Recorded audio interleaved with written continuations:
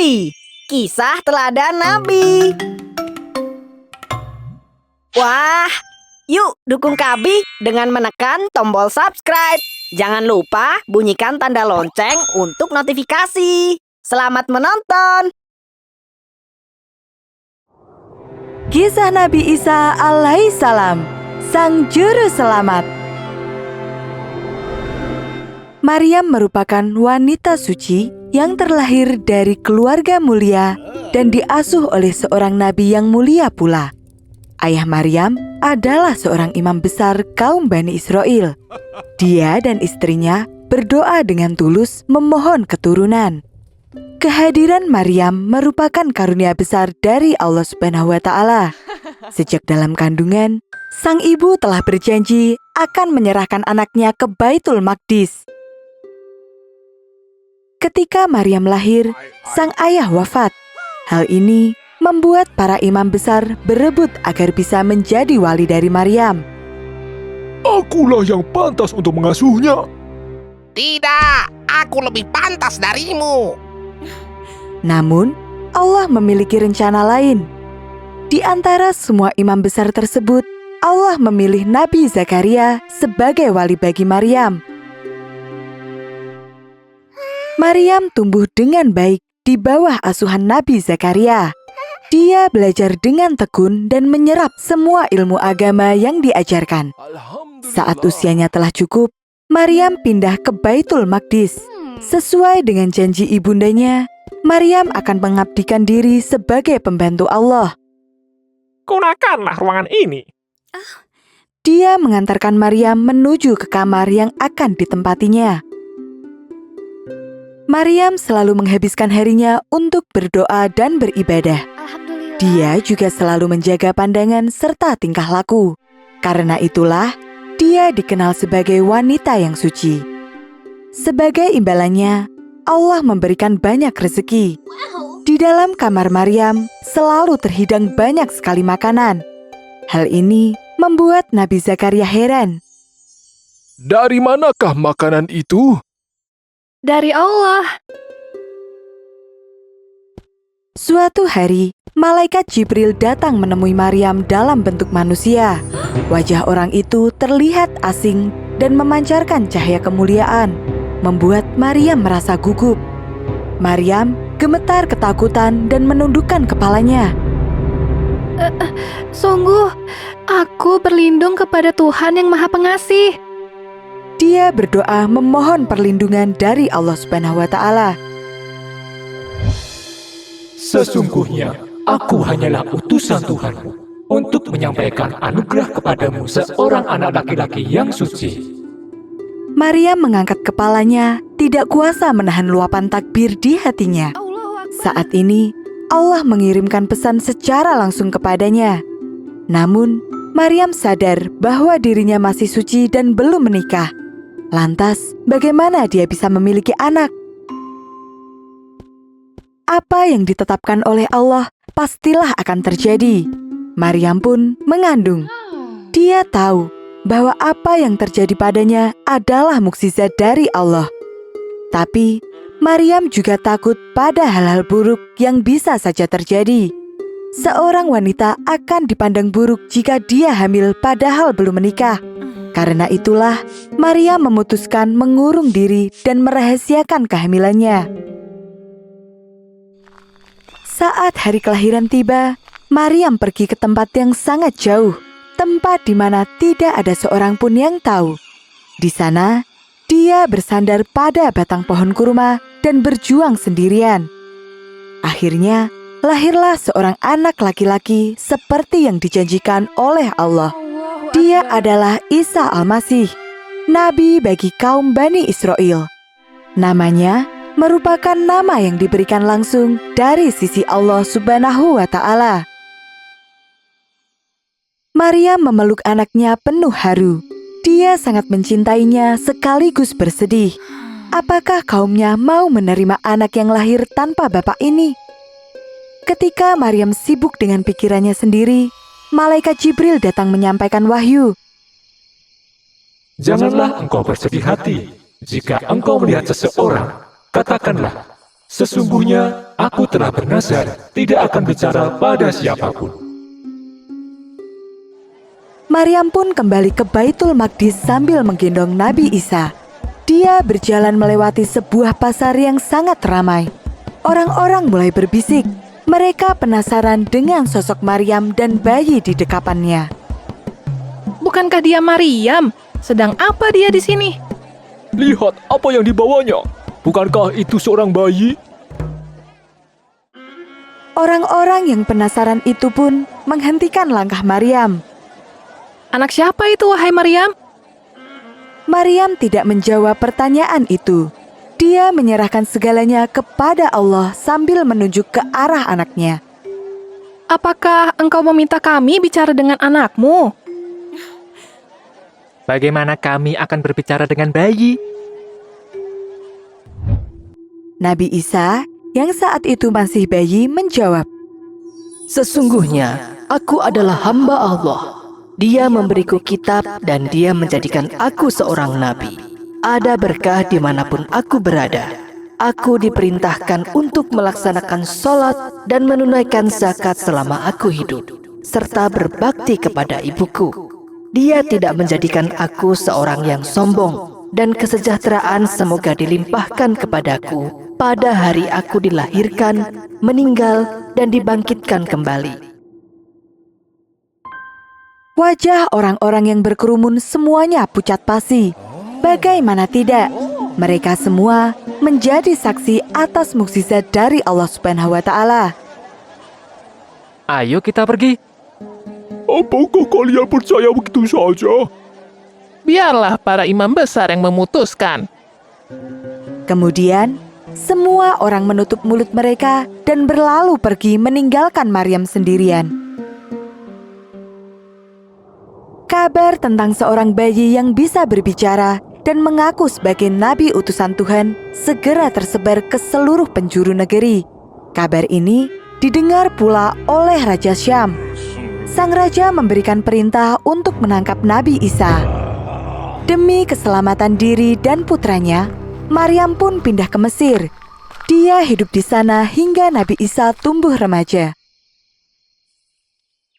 Nabi Isa alaihissalam tumbuh dengan baik. Dia berhasil menghafal isi kitab Taurat dan mengamalkannya dengan baik. Dia memiliki kepribadian yang luar biasa dan dikelilingi keajaiban sejak kecil. Pada usianya yang ke-12, Nabi Isa mendapat perintah dari Allah untuk kembali ke tanah kelahirannya, tanah di mana kaum Bani Israel tinggal. Maka, Maryam pun membawa kembali anaknya pulang ke Palestina. Dari masa ke masa, kaum Bani Israel selalu saja terlena pada kesenangan semata dan melupakan ajaran agama yang benar. Di antara mereka, ada yang beriman, ada pula yang ingkar. Dan sebagian dari mereka berpura-pura beriman, namun sesungguhnya mereka menyekutukan Allah. Mereka masih saja menyembah berhala dan memohon kepada selain Allah. Pada usia ke-30, Nabi Isa menerima wahyu yang menasbihkan kenabiannya bagi kaum Bani Israel.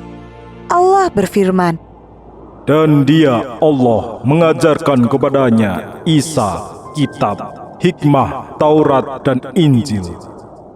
Nabi Isa berkata kepada kaumnya, Hai Bani Israel, sembahlah Allah, Tuhanku dan juga Tuhan kalian. Sesungguhnya, orang yang menyekutukan Allah, maka Allah haramkan surga untuknya, dan tempat kembalinya ialah neraka. Nabi Isa berdakwah kepada kaumnya seperti halnya semua nabi dan rasul sebelumnya. Dia mengajak beribadah kepada Allah dan tidak menyekutukannya dengan sesuatu apapun. Akan tetapi, kaumnya menolak. Hanya sebagian saja yang mau beriman. Di antara semua pengikutnya, ada 12 sahabat setia yang disebut Hawariyun, para pembantu. Merekalah yang menemani dan bersedia membantu Nabi Isa. Allah memberikan mukjizat yang luar biasa kepada Nabi Isa sebagai bukti nyata bahwa dia memang benar utusan Allah. Di antara mukjizat itu adalah 1. Mampu berbicara ketika masih bayi. 2. Mampu menghidupkan orang mati. 3. Menyembuhkan orang buta. 4. Mengetahui hal-hal gaib. Namun, bukannya percaya dan beriman, mereka justru iri pada Nabi Isa dan menuduh Nabi sebagai penyihir. Suatu ketika, Nabi mengambil segumpal tanah liat dan membentuknya seperti burung. Kemudian dia meniupnya. Atas izin Allah, tanah itu berubah menjadi burung dan terbang bebas ke langit. Kami tidak percaya jika itu adalah kekuatan dari Tuhan. Sihir semacam itu mudah saja digunakan. Benar, dia hanyalah seorang penyihir. Pernah suatu hari, Nabi berhasil menyembuhkan seorang yang buta. Ibu, aku bisa melihat. Ya Tuhan, bagaimana bisa anakku yang terlahir buta kini bisa melihat? Perlahan-lahan, kabar tentang semua mukjizat Nabi Isa mulai menyebar. Dan sedikit demi sedikit, kaum Bani Israel mulai percaya bahwa Nabi memang benar-benar utusan Allah. Semakin hari, kedudukan Nabi Isa di tengah-tengah kaum Bani Israel semakin kuat. Hal ini mengancam posisi para imam besar yang terbiasa berkuasa. Mereka khawatir posisinya akan digantikan oleh Nabi Isa. Kita harus mencari cara untuk menyingkirkan Nabi Isa. Dia terlalu kuat. Kita membutuhkan kekuatan yang lebih besar. Akhirnya, para imam besar tersebut menemui Raja Damaskus yang saat itu tengah berkuasa. Isa mengaku sebagai utusan Tuhan. Dia menyebarkan agama baru dari kitab baru. Benar, Raja. Dia bahkan menghina bintang-bintang yang Baginda sembah. Raja Damaskus marah mendengar berita tersebut. Dia pun memerintahkan pasukannya untuk menangkap Nabi Isa. Kaum Bani Israel bersama dengan prajurit kerajaan bergerak untuk menangkap Nabi Isa. Namun, upaya mereka terus-menerus gagal karena Nabi selalu mendapatkan perlindungan dari Allah. Sebagai gantinya, mereka menyiksa para pengikut Nabi. Tinggalkan nabimu sekarang. Jika tidak, keluargamu akan menerima hukuman. Sungguh ujian yang sangat berat bagi para pengikut Nabi Isa. Ancaman terus datang kepada Nabi Isa untuk memaksanya berhenti berdakwah. Namun, Nabi tidak pernah takut. Hai Bani Israel, sesungguhnya aku adalah utusan Allah kepadamu, membenarkan kitab sebelumnya, yaitu Taurat, dan memberikan kabar gembira dengan datangnya seorang rasul yang akan datang sesudahku, yang namanya Ahmad Muhammad. Segala tekanan dan ancaman tidak bisa menghentikan dakwah Nabi Isa. Dia terus-menerus berpesan, Sembahlah Allah Tuhanku dan Tuhanmu. dan akhirnya Raja menurunkan perintah untuk menangkap dan menghukum Nabi Isa dengan cara yang sangat kejam, yaitu disalib. Puluhan prajurit kerajaan mengepung rumah Nabi dan menangkapnya. Kemudian membawanya ke alun-alun. Di sana, mereka menyalib Nabi di tempat yang telah disiapkan. Peristiwa itu dilihat oleh seluruh penduduk kota. Seluruh prajurit dan kaum Bani Israel yang menentang Nabi pun bersorak. Sesungguhnya kami telah membunuh Isa putra Maryam, sang utusan Allah. Mereka semua bergembira dan bersuka cita, tertawa di atas isak tangis para pengikut Nabi Isa. Ternyata Allah telah mengatur segalanya. Allah berfirman, Orang yang mereka salib itu adalah orang yang diserupakan dengan wajah Isa. dalam peristiwa itu Allah mengangkat Nabi ke langit. Sesuai dengan firman-Nya, Wahai Isa, sesungguhnya aku akan mewafatkanmu dan mengangkatmu kepadaku, serta membersihkanmu dari orang-orang yang kafir tersebut. Nabi Isa diyakini masih hidup dan berada di langit hingga hari ini. Hal ini dibenarkan oleh Nabi Muhammad. Beliau bertemu dengan Nabi Isa di langit saat peristiwa Isra Mi'raj. Nabi juga bersabda, Sesungguhnya Isa itu belum mati, dan ia akan kembali kepada kalian sebelum hari kiamat nanti. Subhanallah.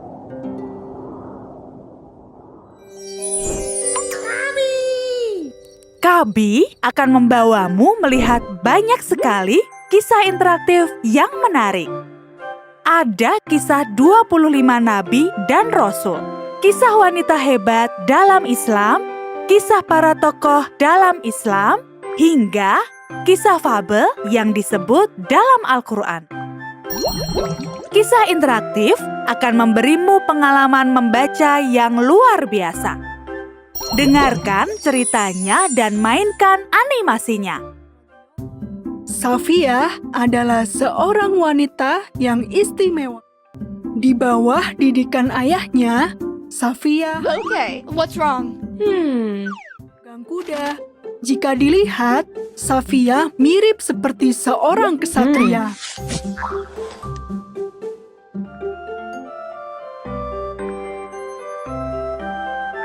Petik hikmah dari para binatang ini. Kisah mereka abadi di dalam Al-Quran. Yuk kita mulai dengan membaca kisah Nabi Adam hingga Nabi Muhammad. Download aplikasinya di Google Play Store atau App Store.